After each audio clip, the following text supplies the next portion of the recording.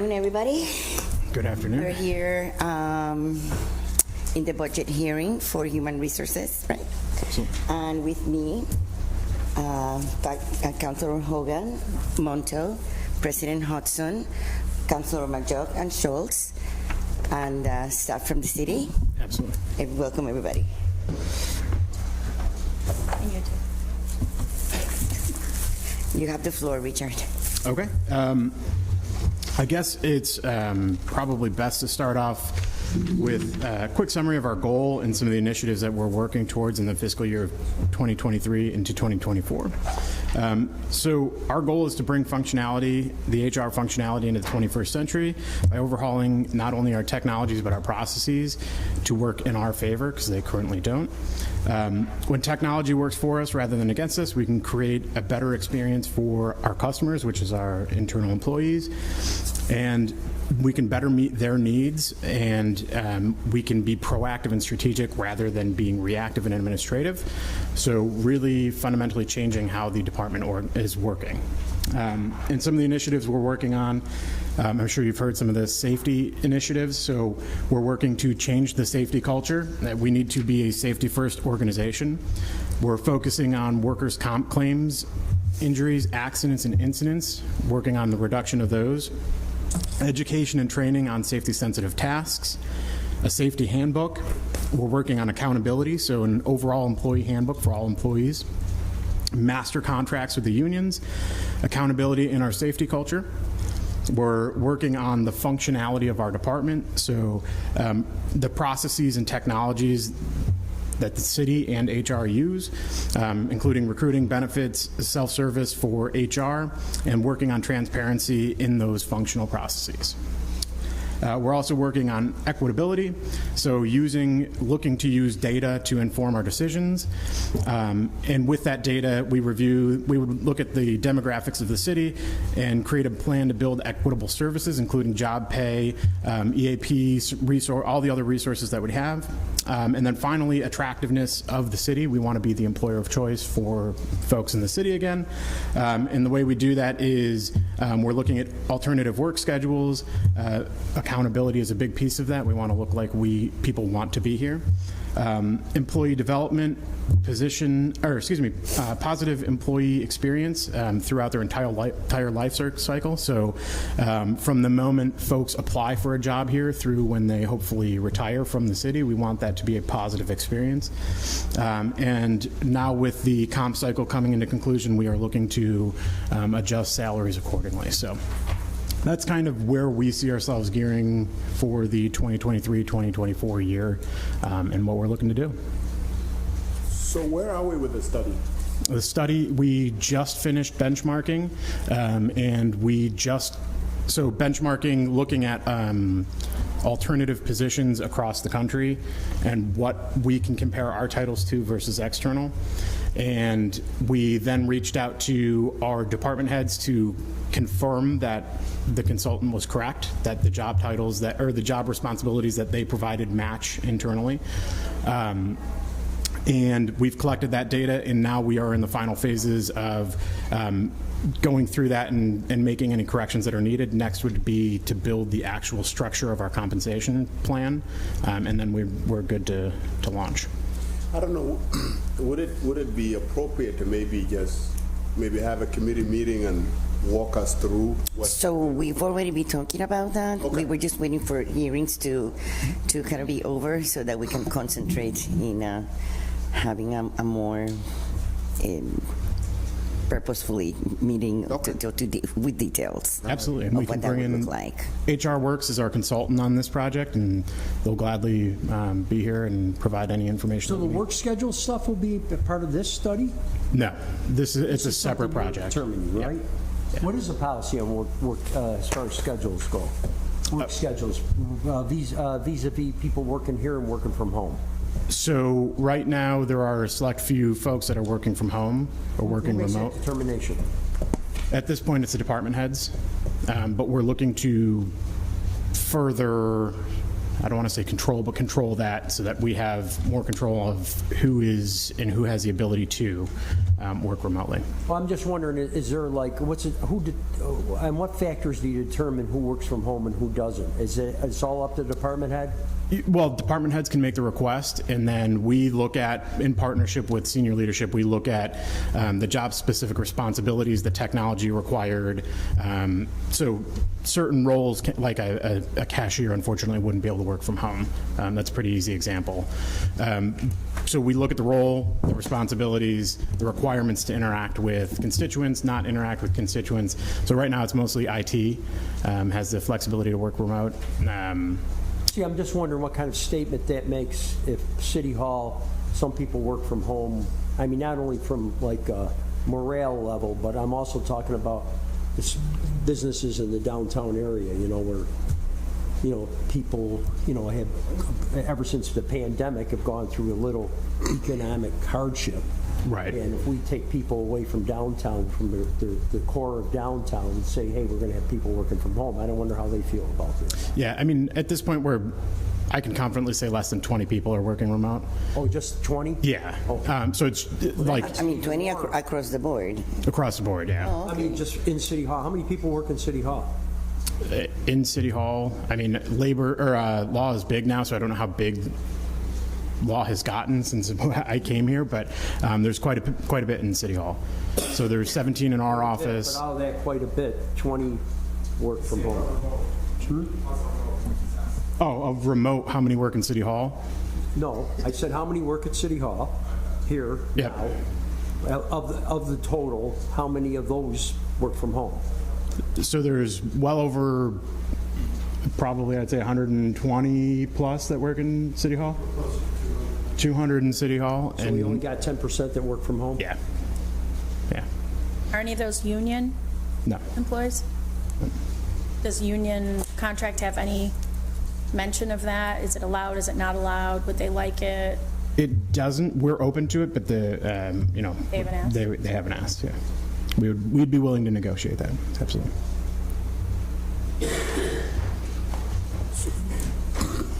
So, risk management on page 90. I see there's 425. What is there a way that you can break them down by departments, or is that just all of it? The 425 claims? Yeah. Yeah, we can break it down by department. I don't have that with me today, but the majority are coming from one department. One department? Yes. That we know, right? Mm-hmm. Okay. Okay. I guess my second question is with, typically, when you go to a personnel department, you see files of papers, and have we went digital with everything, or? Not yet. That's the intent too. Yeah. Okay. Yeah. So overhauling our technologies, bringing us into the 21st century. Okay. And the timeline on that is what? Currently, it stands that this fall we'll be kicking off modernizing our HRIS, and then early spring would be applicant tracking and benefits and kind of the ancillary services with that. So we'd be looking at sometime next year to start digitizing what we have and putting it in the system. Okay, and then I got a last one, Madam President. That's the third one. So on page 91, you see a risk manager. So is the idea, am I reading correctly, that you consolidated them, the two Promoted. positions? Promoted. Promoted? Is that the idea? We changed grades for the risk manager. Okay. Yeah. All right. But there's only one. And I have a question about the equipment operator instructor that you Sure. eliminated. Are you putting that role in safety or? So we added that role. sorry. Yep. So we didn't have that in 2022 and 23, and that. Numbers jumped on me. No, that's right. And so that is a safety position. Right. So the safety officers are working on training programs and things like that, and the equipment operator instructor is somebody that is hands-on, getting in plows with folks and teaching them how to plow, teaching them the mechanics of the truck and Great. other heavy equipment. And you reduce the personnel specialists by one. Correct. So we reduced the personnel specialist by 1 to add an analyst 2. Okay. And then I'm gonna run through my other questions and I'll be done, okay? Oh, go ahead, yeah. Okay, and before I do that, right, you know how you sit at this table and you see everybody and everything? I must say this, I have to. All you guys got great eyebrows. Thank you. Okay. That's okay. And they're like, okay. But, okay, this is what I want to ask you. I'm looking at page 89. Okay.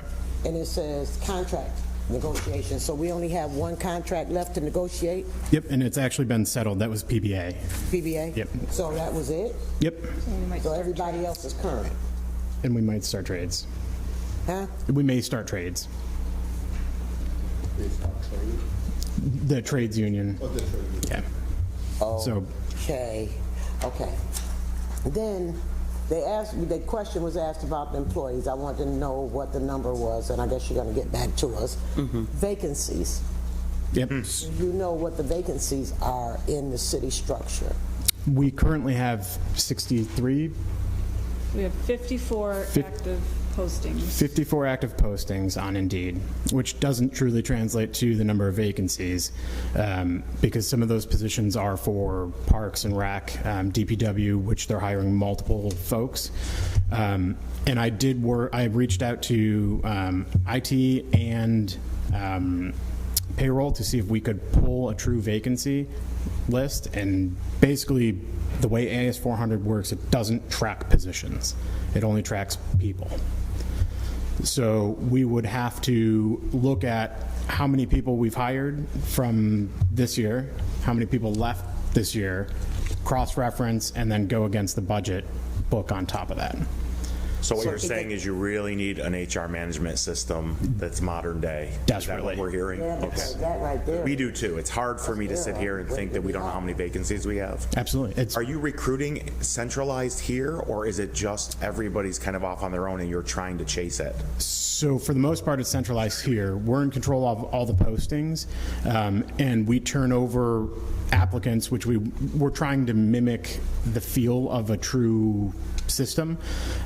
So everything posting-wise is centralized, but then we send out to the different hiring managers, here are the folks that were qualified for your position, you can start interviewing. And we allow them to take over the interview process. They turn around to us with their top 3 candidates, and we proceed with job offers. And So do those applicants stay in some sort of tracking mechanism so the people that are passed up the first time remain active somewhere for future positions? right now, Indeed does that minimally, and Indeed is our only technology And we for that. can't depend on Indeed, though. We need to have Correct. our own type of tracking to be able to know. But that's the meeting that the committee meeting we're gonna have, that's exactly what it's for. I will bring IT in as well, so to see what we can. So an applicant tracking system is ideally what we need to counter our HRIS, our HR system, and the ATS would allow us to do all of that. Because I'm trying to think, right? Because Pat, help me. Nader, you too. Because I think, didn't we do an app that was supposed to be able to track everything? What was that we did? Previous council. Not an app. Okay, well, it was something that we had put in place that we were supposed to be able to track. I wanted, what was it? One of the big issues, I think, maybe President Hudson's getting at this, is the determination of what positions have to be bid inside the city. And then when that's ended, because there are folks inside the city who've been they'll bid at a job in water, and then they'll bid at a job at DPW, and they'll just keep on going around. So Absolutely. what's that timeline right there? 10 days? Yeah. That's 10 days they got to bid it. Yep. So But that doesn't mean the position goes back online, because they have to interview that person by union regulations, right? In certain positions, we expect to go to the street, even though we are required to bid the position first, so we may do that simultaneously. Then there are certain positions that are high demand. The union employees typically want those positions, so we will hold off on those. It's an art, not a science, but it can take time. Because the grass is always greener. Something tracker. It was something That's it, you're tracker that we had put in place previous council. I forget what, yes it was, and it was supposed to be able to track, and we was working with Aggie Lane and those guys to be able to track the people in the movement. Yeah, I remember that. Are we, please forgive me, these are not gotcha questions because that's not how I operate. I truly want to know. Are we recruiting in a way where we're meeting people where they are? So if you look at a city that without municipal broadband, if you look at a city with 40% of the population without internet, Indeed's not going to get where it needs to go. So are we going out into the communities and actually recruiting? We're trying. So my team has been at Fowler and Henniger for the last couple weeks. We are starting there. But again, that employee experience or the applicant experience doesn't exist, right? So we can do all that legwork to go out into the community and do these things, but we still don't have the technology to field what's coming in. Well, who do you meet with? Like, for instance, you go to Fowler, who do you meet with? The social worker? They're meeting with guidance counselors, yep. What And about the social worker in the school? I'm assuming, Well, I mean, I'm just thinking that there should be somebody, there's certain people that know what's going on in families and. Right. all- And one's usually the guidance counselor, one's the social worker in the school. and so to Counselor Cho's point, that we are working with the career counselors and guidance counselors for the most part. The social aspect, I'm sure we can pull in if they haven't. I'm assuming there was a handful of folks there. The principal was there. So I'm assuming there was social workers in that room, but I can double check with Lena. Yeah. I mean, I talk about this a lot, and I think we need a systemic cultural shift in how we see jobs inside of a municipality. I mean, I'm not going to try to date myself too much, but I remember growing up, if someone said they worked for the city or worked for the county, that meant something. Yep, absolutely. A pension meant something, health insurance meant something, and I'm not sure that that's understood by, I don't know too many 20-year-olds, but I'm not sure that we do a good job of selling ourselves as, listen, if you get this job, you will be secure 20 years from now. Right. And I agree wholeheartedly. We need to change the mindset that the city should be the employer of choice. We should have a line out the door of folks that are ready to work here and want to work here. And some of the things that we want to do would help change that. And we've had these conversations with union presidents and a whole slew of folks. And seemingly the answer is always, well, just start advertising more. And we can advertise more, we can be in all these places, but like I said, when they start applying, we don't have the technology to field that. So then when people start applying and we're doing everything by paper applications, and things may or may not get lost, they may not get to the right person, or you have the application for 3 weeks, but then you're interested and now you're 6 weeks later and this applicant hasn't heard anything from us, they walk away. So that experience is lacking, and that's what keeps people engaged throughout that process. And until we have that lined up, no matter how much advertising we do, we're not going to change the mentality of the public that they want to be here. There's also you have the option, of course. There's many of the agencies, the non-for-profits in the community that do have employment programs with advisors that may be able to streamline a little bit of that grief. Absolutely, we're willing to work with those folks as well. At this point, we'll work with as many people as we can. And again, I mean, if you look at my office internally, my office is staffed for 1970. Well, it's not staffed for 1973 work, but our processes are in 1973. We're staffed for 2020 work, but our processes are in 1970s. That was a good year for me.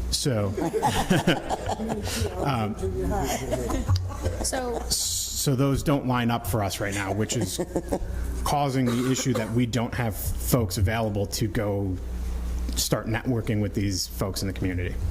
So as an HR professional, do you belong to any professional organizations? Yeah, so the majority of the folks in my office are SHRM members. Okay. Society for Human Resource Management. Okay. I'm certified. I have my PHR, so I'm with HRCI. I'm certified.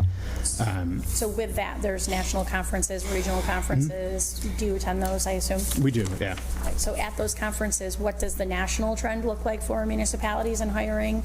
Is it the same? Are we unique? We're not unique. With municipalities, we find that In general, so Frank and I went to a conference last year. In general, those municipalities are kind of in the same camp we are. There's a handful that have caught on, that have moved forward, but the majority of municipalities are stuck in kind of the retro. Where's the innovation? Where are the ideas? What are we trying new other than Indeed? I mean, who's blazing the trail? So that's what we're in municipality world. Rochester is light years ahead of us at this point. There are a few local that have, like Buffalo is behind. Rochester's ahead of us. Albany's behind us. There were some folks, we met some folks in Connecticut they're essentially acting like a private organization and talking about their technology and things like that. So we've met some folks from around the world, or technically around the world, and we are kind of in the middle of the pack, but we don't want to be in the middle of the pack. So. Commissioner, you have a multicultural affairs diversity specialist on staff, right? Yep. Can you talk a little bit about that role? Absolutely. So the we shorten it to DEI, diversity, equity, and inclusion. Everybody does. So our DEI officer, that's Morgan Rayleigh. She came to us from Texas and has an intense background working for the Red Cross, doing all sorts of services. She's a graduate of NYU. And that role that she's filling currently is not functioning where it needs to be. It's been mostly doing sexual harassment training to keep us compliant. We are finally caught up to 2022, and we're compliant with 2022 finally. So she's been working on that and residency. Once that's done, her goal is to be back in the community, meeting with the county DEI folks, meeting with all of the different organizations in the city.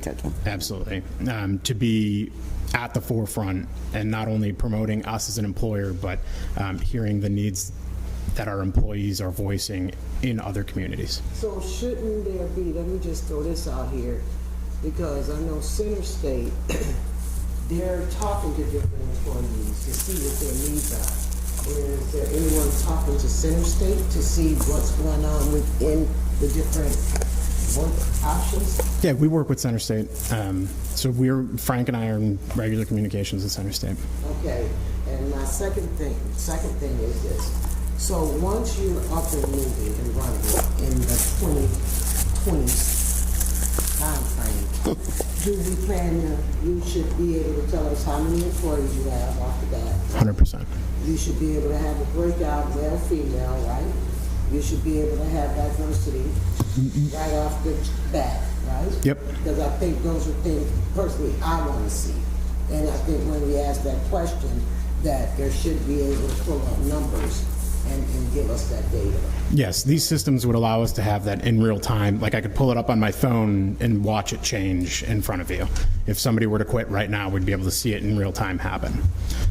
So that would, anything that's not PII, we'd be able to share in real time. Yeah, go ahead, Nader. Nader Maroons, Syracuse City Auditor. Tracker that you're referring to is the LCP. The LCP tracker was Neighborhood Business and Development. Yeah. That's what we, for compliance purposes for MWBE. When we were on the council, that's right. And relative to the count that Councilor Monto and all of you, it seems to me maybe I'm missing the boat here, but every department knows how many funded positions they have and how many of them are filled. Mm-hmm. And as Chief Cecil said the other day, he knew how many personnel that they have and how many vacancies they have. So I guess should I'm be not an email away. It should be readily available, correct? In theory, but it's also not readily available because, again, I shouldn't have to go to a department head to say how many vacancies, or coming to me. Yeah. We could track it, but again, on an Excel spreadsheet. I mean, simple, right? Everybody has access to it. Not really, because so the other thing is they don't submit jobs. Yeah, things don't get submitted on time. Jobs change, so changing a position from in our office, changing it from personnel specialist to an analyst too. if that change happens, that's not recorded in your vacancy changes, or if somebody's position changes and then becomes vacant. So there's a whole slew of things going into Right. When a the report changes happen, let's say that once a month, let's just for hypothetical, they should be reported. right, and so it all gets put into AS 400, So but that you AS can 400 doesn't continue have to Can't really outputs. I can't resist. Frankly, That is straight, Frank. Frank Leva, the city's chief administrative officer. For example, in the last 2 days, and I counted before I came up here, in the last 2 days, I've signed off on 63 changes. That's everything from title and grade changes to new hires to folks leaving and that's pretty normal. We have tons of changes constantly that are being evaluated. So we've got that problem. The other problem is in the AS 400 system, it's not accurate because, for example, if we have a temporary worker in parks who might come back next year, we keep them as active. So is that really a position? Is that really not a position? And frankly, I mean, Google Docs or Google Sheets are great for a little nonprofit or a neighborhood association. Now- But I mean, this is a municipality. It's modern day. We should have Yeah. software that's press a button. Thank you, Counselor. That's it, exactly. For us to go through what we would need to do and the amount of time and effort, Rick just doesn't have the resources to do it, to keep that up to date. But we have I mean, so we many- tried, we did it, I apologize, Counselor. I'll tell you that the amount of hours that I personally put into keeping track of who was vaccinated and who was not vaccinated and the amount of changes, I will tell you that became a 12 to 15 hour a week job. Chasing department department heads to say, I'm about to issue discipline. Oh no, these 6 people, and it was just an enormous amount of time and effort. So yes, I appreciate it. A spreadsheet ought to be able to do it. We're too far flung. We have too many different departments, and we have too few resources. And that's a massive investment in the future of hiring for the city. I mean, Yep. And that's what I was going to ask, though. Okay, so the way you are talking, basically, we're not going to even see a dent in that before our term. I don't think that's right. I think you'll see it. I think you'll start to see us make the investment, come to you to ask to make the investment. You asked how long is it going to take. The proposal that's on the table right now that we're looking for the funding within our existing approved funding between the FRB dollars and ARPA dollars and some capital dollars would take us to doing the initial documentation of what the system would look like between now and August, and then we would begin implementing. Payroll's the primary problem, and we have to address payroll. Yeah. Right now, some of you may hear, Councilor Berjoke, you may hear, we're going to pay a retro check to the police department 5 days late because it fell right at the same time that we were running a regular payroll. Now, where in the world can you not run a special check and a regular payroll at the same time? We can't. It is physically impossible for us to do it. So the PBA is understandably frustrated with that. They should be frustrated with that. We made a commitment. We're not going to meet that commitment. So the payroll system, we are just the other side of scratching on cave walls with pointy sticks. It is absolutely just horrific. HRIS benefits takes us a step further. So long-winded way of saying you're going to start seeing changes towards the end of this year, early into next year. We should be accelerating that. So if you're Assuming that we make the case and you approve it. this will be, of course, something done in phases, of Yep. course. So the monies that you're talking about, do you have an approximate of what this phase 1? So to finish the work that will help us build the specifications is probably about $500,000 between now and the end of August, and then implementation. And what system, it's really going to be highly dependent on what system we choose. So, for example, the county, we just discovered in the last couple of weeks, the county has decided that they're going to improve PeopleSoft in place. They were basically in the same position we were in. Cut you off, sir, but that's exactly where I was going to go. Yeah. With the PeopleSoft, we've been talking about, we've invested so many millions in PeopleSoft. Yes, we have. And when Paul Driscoll, ain't that his name? He was here. Yeah. We were talking, we asked the same thing of him Yeah. about being able to track. And he said we would have to invest in the modules. That's correct. So have we bought the modules already? or- Never turned them on. Huh? Never turned them on. The So we have only, them? the only PeopleSoft modules that we turned on and are using with any consistency is accounting. And I would, if Brad were here, he would tell you that they are not configured appropriately, and we are reliant on 10 or 12 subsystems. So what we get into PeopleSoft accounting is really not all that useful. And are we So- paying for that? Oh, yeah. It's how we do our accounting, such as it is. I mean, candidly, and the auditor shares my frustration with PeopleSoft. Not to try to, give you more work, but at some point, can you get the number of how much we've actually paid into PeopleSoft? I don't know that our accounting system can tell me that, but I can try. Honestly, I mean, I can tell you how much we've paid the county over for support, and the county's great. This is nothing on the county, but we've paid the county through the abstract for any number of years. I have no idea what we initially paid to have it installed. I'm sure that's in the record somewhere. Yeah, but I guess the point is we've got, I think I said this the other day, we've got three choices, and we had a chat with the auditor about this the other day.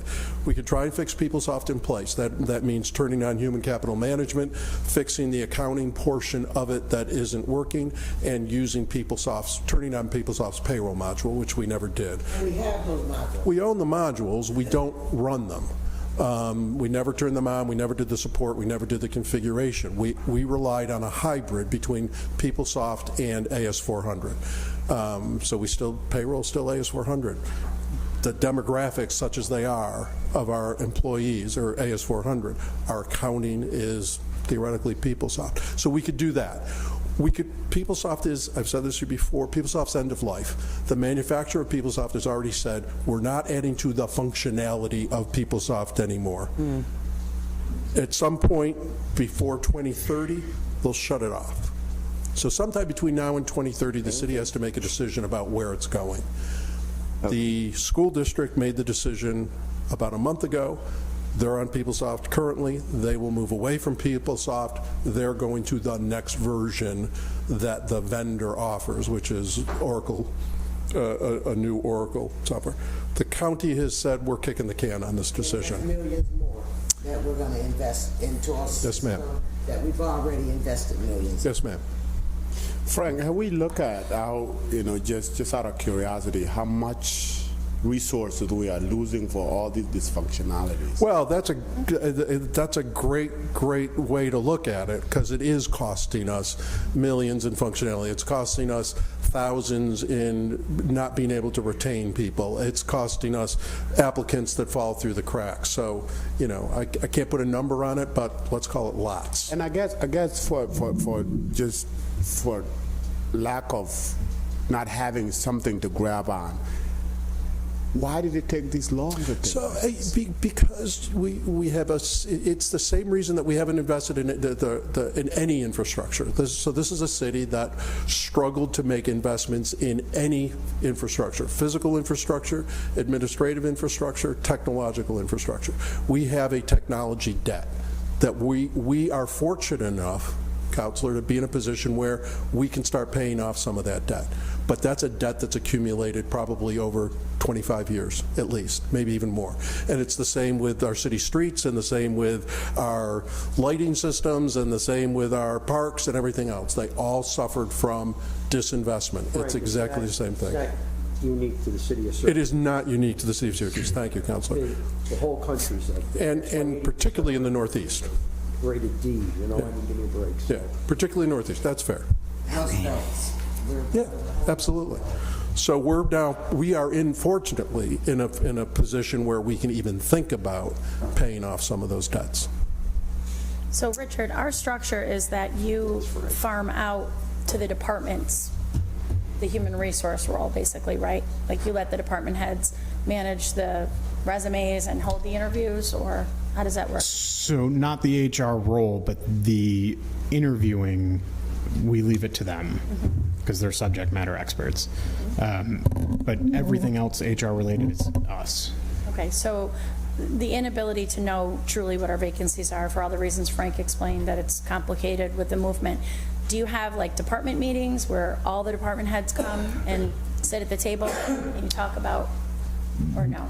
Not relating to recruiting, but I mean, Is there that for the city? You have department heads, every single department head sits at the table once a week or Every once a week. month? Okay. Is there a way to ask those department heads to come to that meeting with a piece of paper that says, as of Friday at 9 a.m., there's our vacancies, this is what we have?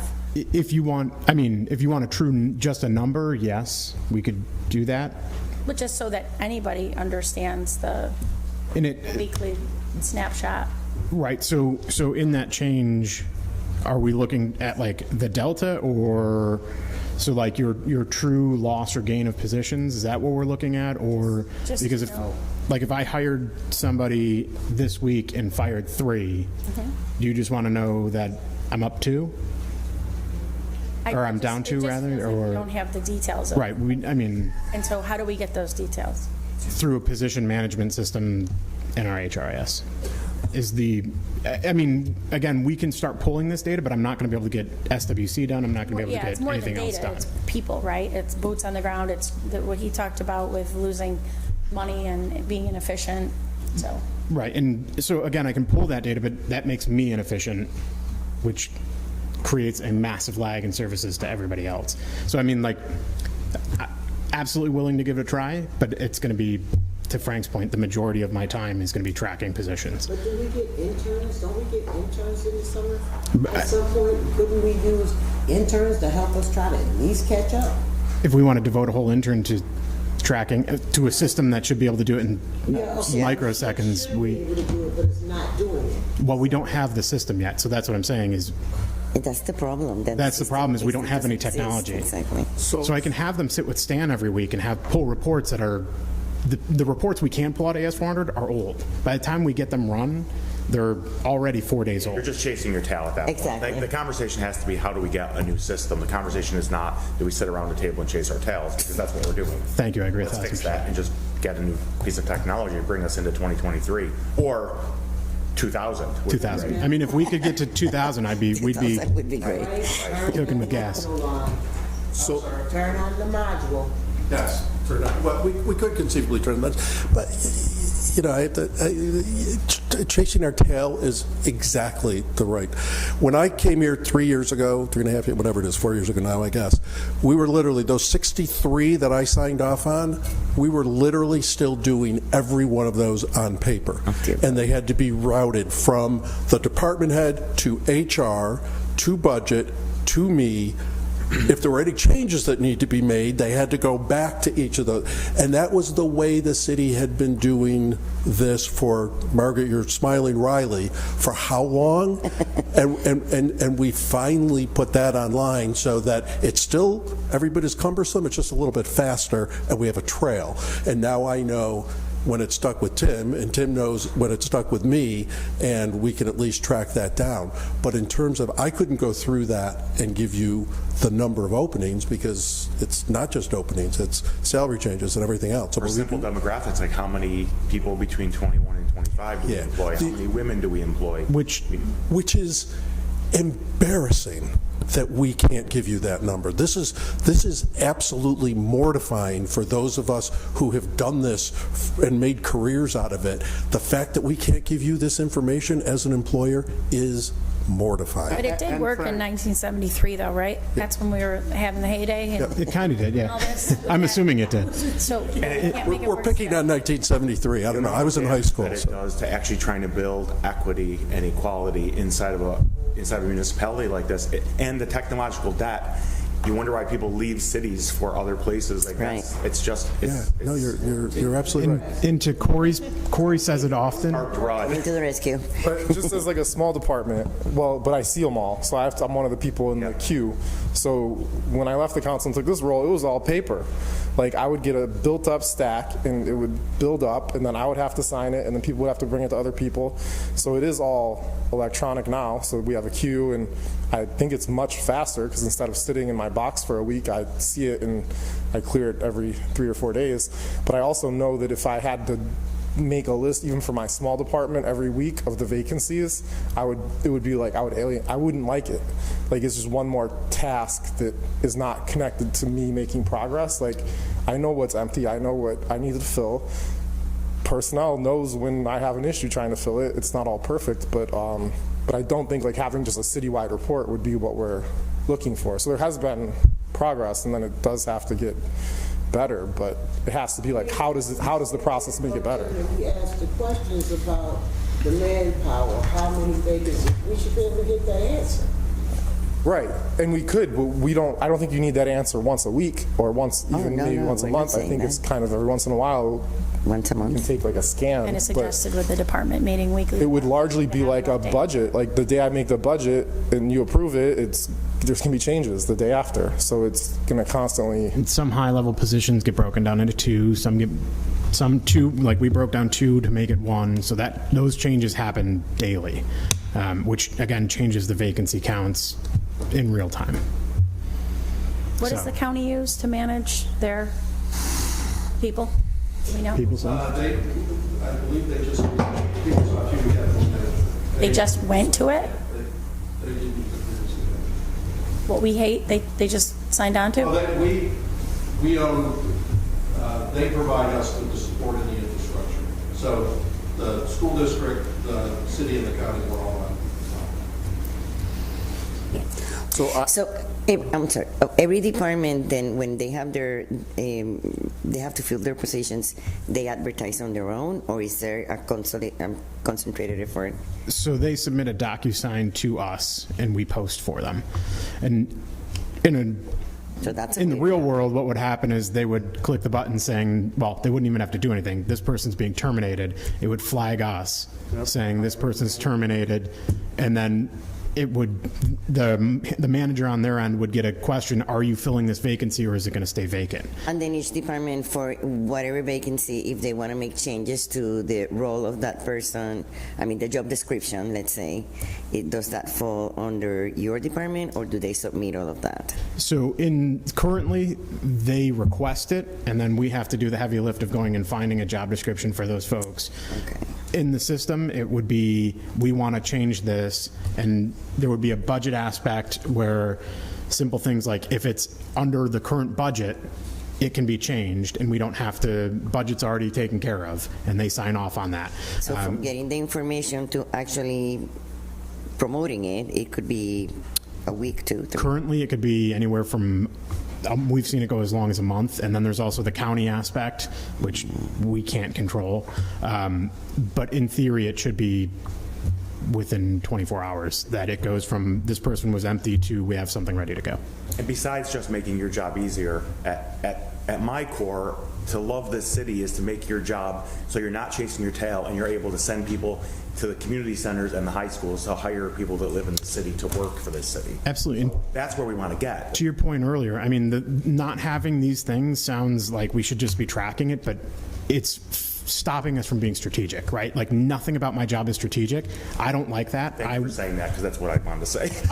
I want to be strategic. We're truly administrative professionals, and it's horrible. That's not what HR is about. HR is about providing the service to our employees.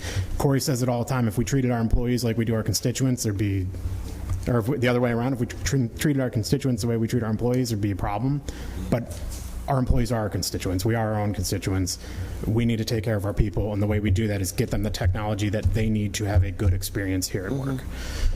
So Rich, speaking of the talent management. Well, just the being strategic and like what processes would maybe this be a good way to see into it, like the mid-year report.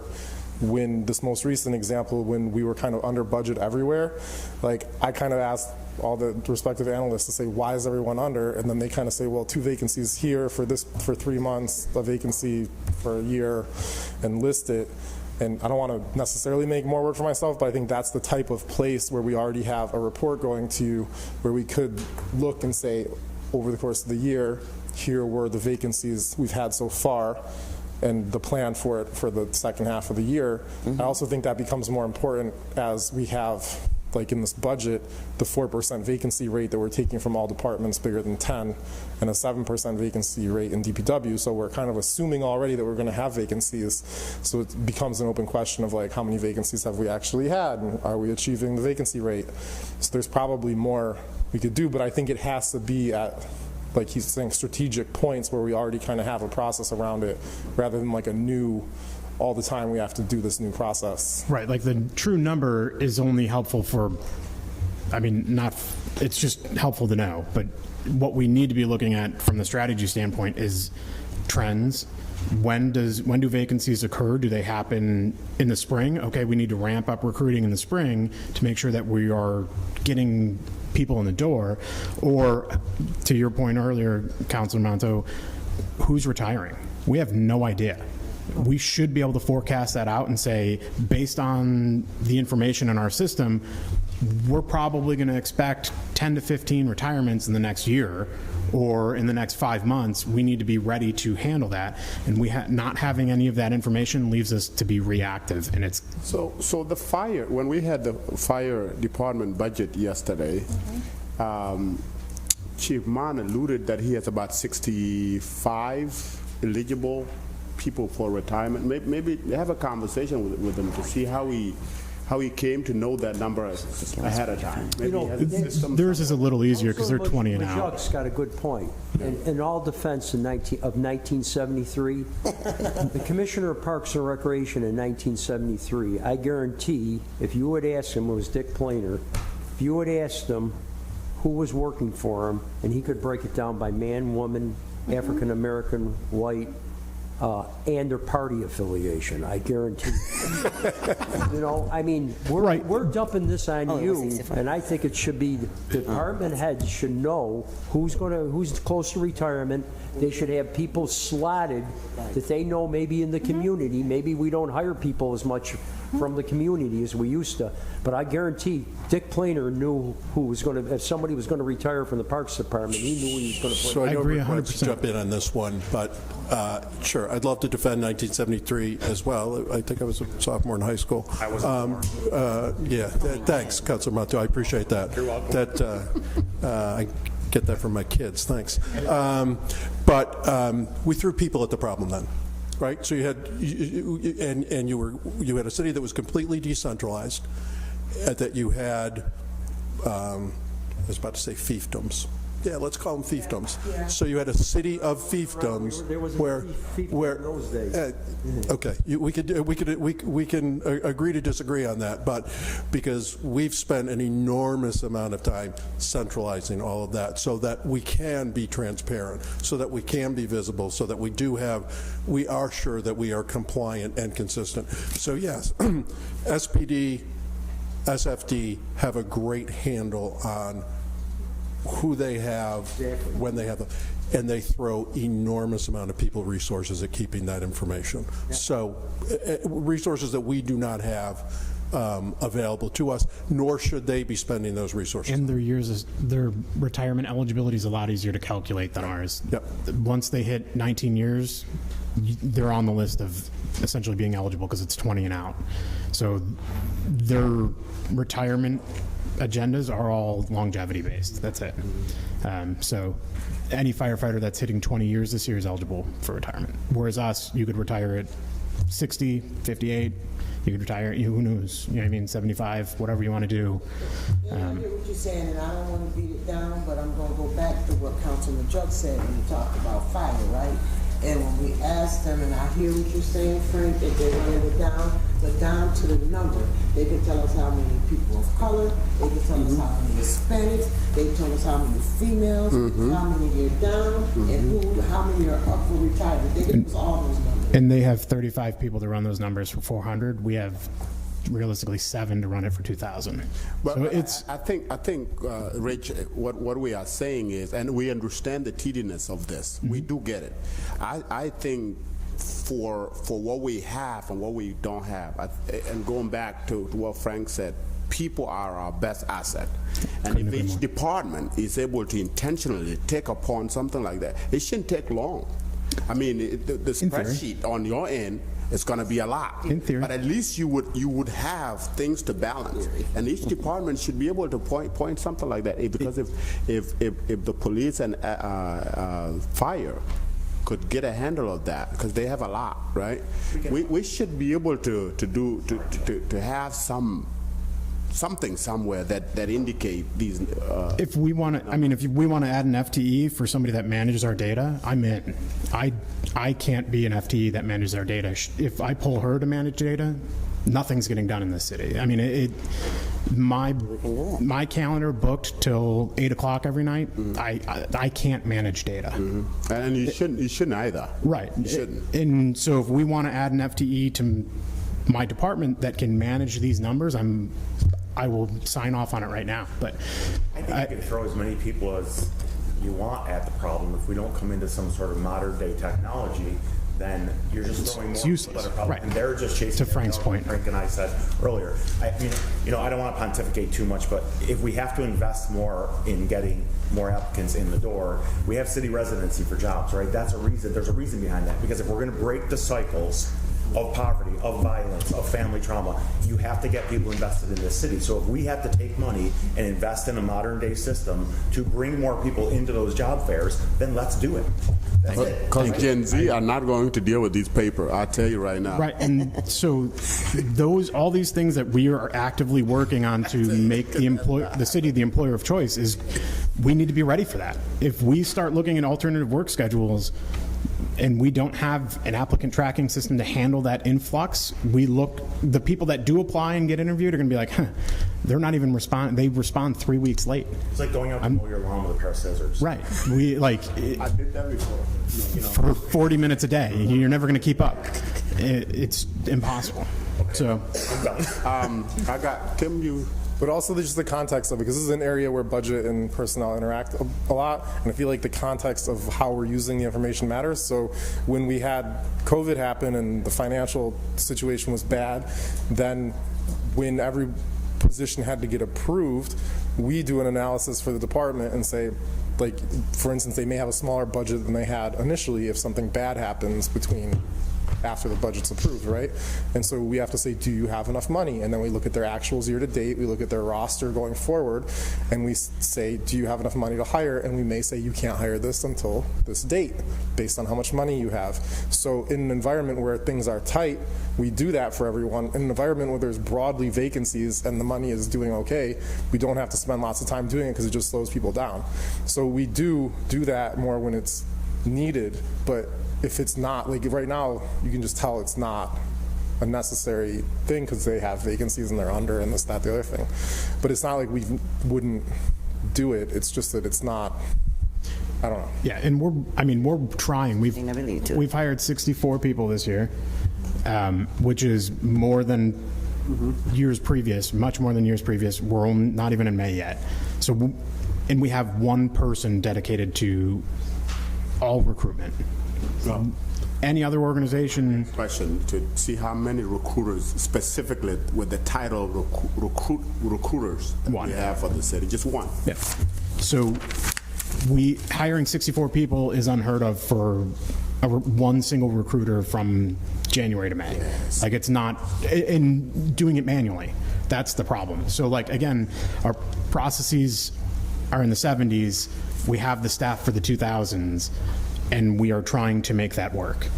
Frank, would it, for me, it's, and why do we only have one recruiter? And even if we have the HRIS in the place, one recruiter would not be enough for a city this size. No, but we'll free up folks who are doing manual processes and be able to do really two things, which are recruiting, absolutely, and you're not hearing any of us argue that we're doing a good job recruiting, because we're not. And the other thing is service to our clients' employees.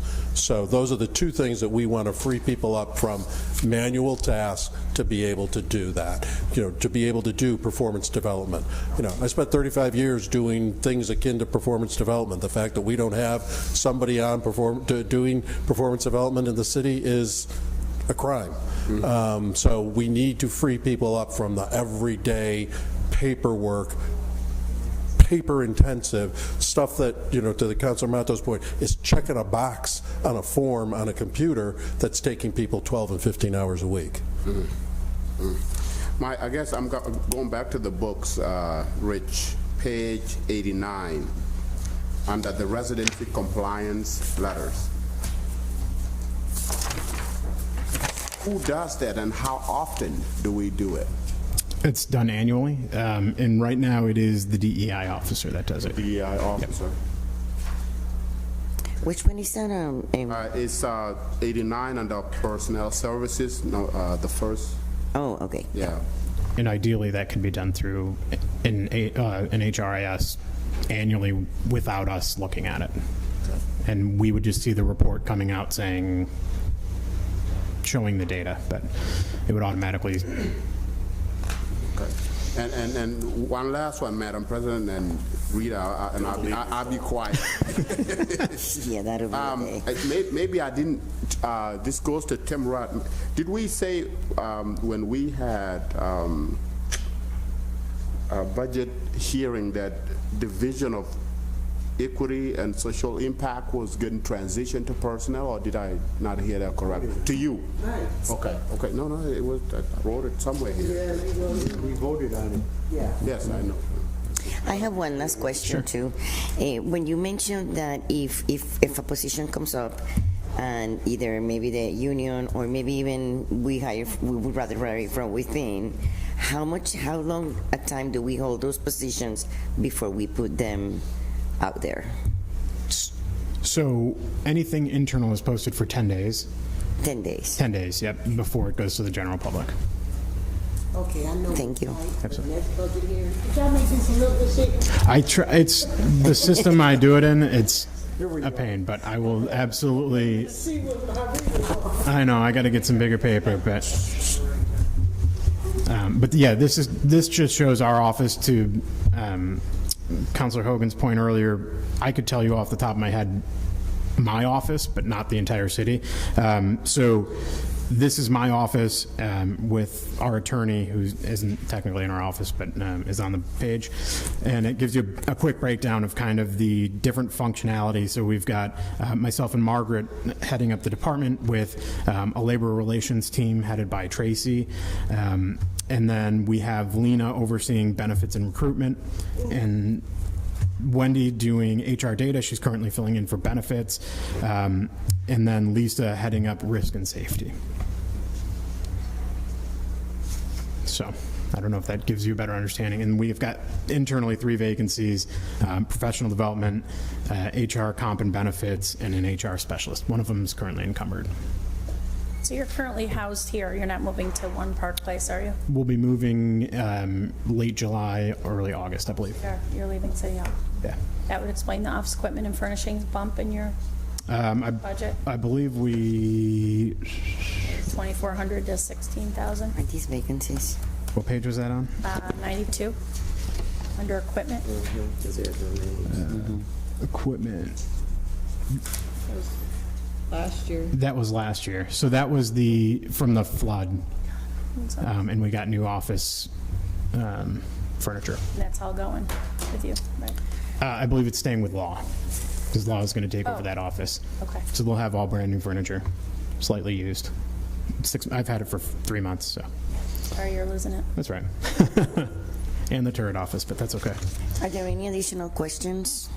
I just think, Rick, we're just trying to figure this out too. I think you guys are doing the best you can, and we appreciate it, and that goes with Frank and Tim and everybody else. It's just, we're living with things that have happened over years and years and years, and we just want to, like you said, enter the 21st century. Absolutely, and I don't take it personal. I'm here to make sure that we can change it, and that's my objective. I think we got to be cognizant of the fact that this whole new world out there, people get information from all sorts of different sources, and it isn't like what was back in like 1973. Agreed. So. Yep, it's my goal to catch up to out there and get us functioning. And when you have job fairs, maybe let us know. Maybe we show up to them, and people see us, and might spark interest, I guess. Yeah, beautiful face. But just to say it right, I keep hearing you say high school. So are we not looking at OCCs and the Moines and those different places? We currently already work with them. Okay. So we have lots of internship programs, apprenticeship programs, fellowship programs. Like we have somebody from SU coming into our office to work for us over the summer.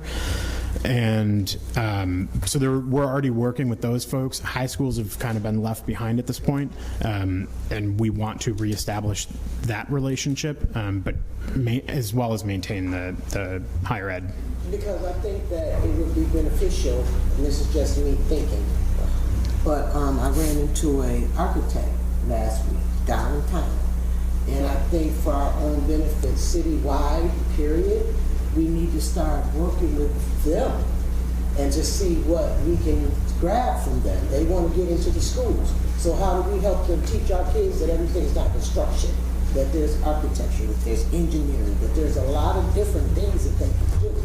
So I'm trying to push into the school district and see if we can start doing that, because we need architects here and we need engineers upstairs. Absolutely. So we need to start trying to figure out how to home grow them, especially when we have people that's willing to help us home grow them.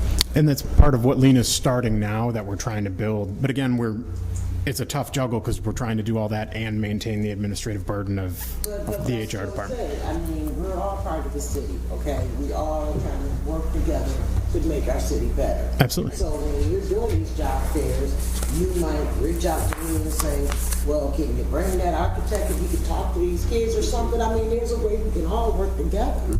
So when we schedule that meeting, we're going to bring this up and figure out a way to make that network among us and you. Absolutely. And that's also something that your DEI person could, when she's ready.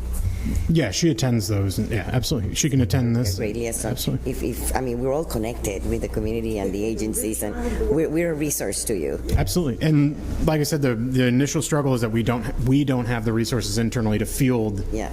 I could go out and talk to everybody you know, and you kick everybody to us, and I can't. I'm only fielding it at it. You should have somebody on your staff that should be able to do that. Not Agreed. the commissioner of HR. So no, that's not your job. We can work with your DEI person, and if she reaches out, we're right here for her. Okay, excellent. I appreciate that. Just bring donuts. Yeah, I've learned. It's usually bagels or donuts, but. All right. So if nothing else, thank you very much, Richard you. and Margaret. Thank you.